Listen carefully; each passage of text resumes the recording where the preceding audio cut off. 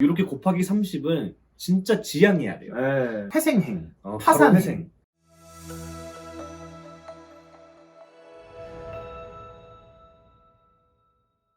안녕하세요. 오늘은 사업을 처음 시작할 때 빠지는 함정 중에 초심자의 행운, 그러니까 도박에서도 초심자의 행운 있잖아요. 주식에도 있고요. 주식에도 있죠. 예. 카지노 가면 무조건 처음 간 사람은 돈을 번다. 그러나 영원히 번 사람은 아무도 없다. 그렇죠. 이 부분에 대해서 네. 조금 얘기를 좀 해보도록 하겠습니다. 제가 이 주제 준비했던 게 분명히 제가 막 몇 년 전에 되게 성공을 했다고 들었던 분들이 있어요. 근데 맞아요. 지금 최근에 연락이 안 돼.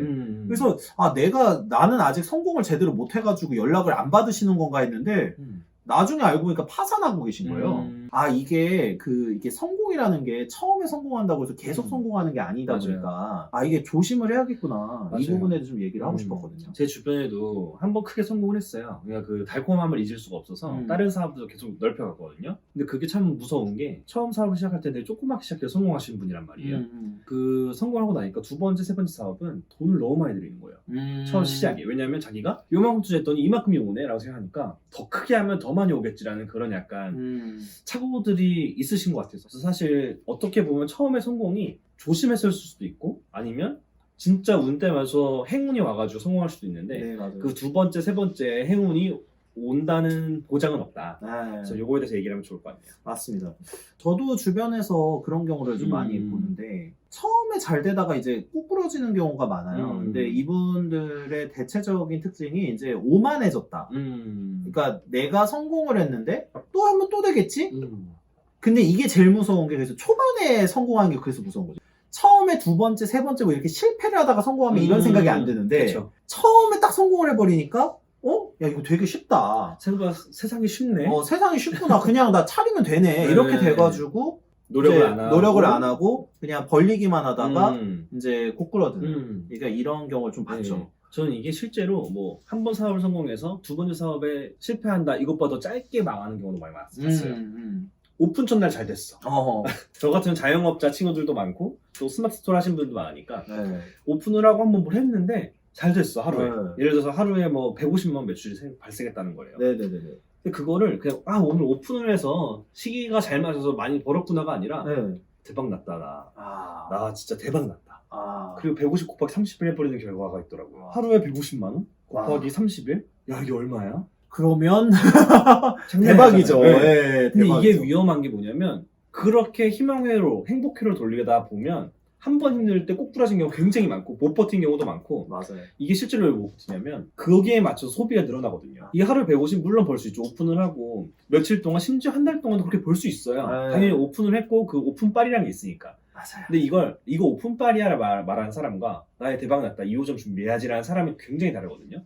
오픈빨임을 인정해야 되는데 그걸 인정 안 하고 나도 거기에 맞춰서 나 하루에 150번 사장인데 외제차 몰아야 되지 않겠어 라든지 아니면 이제 내가 조금 더 지금 월세 살고 있는데 월세 40만 원 더 늘려서 좀 오피스텔로 가자라고 하신다든지. 네네. 이 사업의 장기성으로 봤을 때 오피스텔이나 외제차 같은 경우 한 번에 돈이 할부로 끊게 되면 한 2년도 드는 거잖아요. 맞아요. 월세 같은 경우도 2년 계약이고 맞아요. 이걸 유지 못해서 고꾸라질 수가 있기 때문에 이렇게 곱하기 30은 진짜 지양해야 돼요. 그냥 자기의 희망인 거지 실제가 아니거든요. 그래서 꼭 매출이 잘 나온다고 해서 거기에 맞춰서 소비를 늘리시는 건 꼭 지양하셨으면 좋겠습니다. 맞습니다. 그 소비 습관이 이게 생각보다 중요한 게 내가 이 돈을 끌어다 쓴 거라면 더 심각하거든요. 이게 돈을 빌려서 사업을 했는데 첫날에 잘 돼가지고 이 정도 벌 거라고 생각하면서 돈을 더 빌렸어요. 그렇죠. 그냥 바로 진짜 회생행, 파산 회생. 또 회생하신 분을 많이 보잖아요.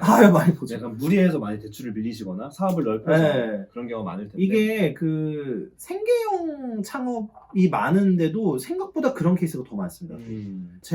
저희가 매번 얘기하는 게 초반에는 조금 이제 작게 시작하고 이렇게 좀 배워야 된다라고 말씀드리는 건데 첫 사업이고 첫 자영업인데 거의 그 소위 말해서 저희끼리 뭐 영끌이라고 하죠. 영혼까지 끌어다가지고 이제 뭐 신용대출, 뭐 풍대출 받아가지고 바로 차리세요. 종잣돈이나 시드머니를 모아서 한 게 아니다 보니까 이렇게 실패하면 타격이 훨씬 커지는데 맞아요. 너무 그 초심자의 행운에 젖어들어서 만약에 이런 범하는 우를 범하게 되면은 좀 많이 힘들죠. 나중에 좀 재기하기도 더 힘들고요. 맞아요. 이건 사실 초심자의 행운을 조심해라라는 말은 저에게도 아직까지 저는 항상 상기하고 있거든요.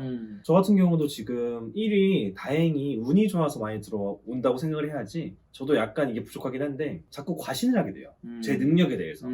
자꾸 과신을 하게 되고 1위 들어오면 아 내가 실력이 너무 좋구나. 그럼 내가 실력적으로 성공하는 거네. 사실 세상이 내 실력 정도면 충분히 돈을 벌 수 있구나 라고 생각을 계속하게 되면 계속 무리한 견적을 요구하기도 하고 네네네네. 아, 내가 이 정도는 벌어야지 라는 생각을 하기도 하고 그래서 이런 부분을 굉장히 조심해야 될 것 같고 맞습니다. 저 스스로도 아 이거는 운이 좋아서 지금 들어온 거다 그렇게밖에 말이 안 돼요. 저 같은 경우도 그냥 갑자기 의뢰가 들어오거든요. 별 인과관계가 없이 갑자기 연락이 와요. 물론 제가 올려놓은 포트폴리오들이 있긴 하지만 인과관계 없이 의뢰가 와서 갑자기 1,000만 원 정도의 계약을 하겠다고 하시는 건 사실 정말 저는 운이라고 생각하거든요. 이런 운에 대해서 감사한 마음으로 사업을 이어가야지 내 실력이 잘났다라는 생각을 하시게 되면 결국에는 좀 큰 코를 다칠 수 있지 않을까라고 생각하고 있습니다. 맞습니다. 맞습니다. 그러니까 계속해서 실패를 경험을 해본 사람들은 이거를 이제 사전에 준비하는 쪽으로 가고 아 내가 좀 어떻게 해야 될까 이런 거 고민을 많이 하지만 이게 성공을 또 너무 하다 보면 또 그런 좀 위험함이 있다. 나중에 한 방에 이를 수 있는 가능성도 있다. 그래서 항상 그 부분 좀 조심해야 된다고 생각을 합니다. 맞습니다. 사업 같은 경우도 저희가 자주 말을 하지만 한 방이라고 생각하지 마시고 네. 한 번 성공했다고 해서 뭐 계속 성공할 거라고 생각하지 마시고 이런 걸 항상 지향하면서 안전하고 탄탄하게 사업을 네. 운영하셨으면 좋겠어요. 맞습니다. 그래서 저희가 뭐 예를 들면 사업도 작게 시작을 하고 여러 가지 시도해서 이렇게 하라는 것도 결국에는 이런 초심자의 행운 때문에 오히려 나중에 더 위험할 수도 있다라는 걸 전제로 하는 거거든요. 맞습니다. 그래서 네, 이런 부분에 대해 좀 얘기를 해봤습니다. 네. 네. 예, 시청해주셔서 감사합니다.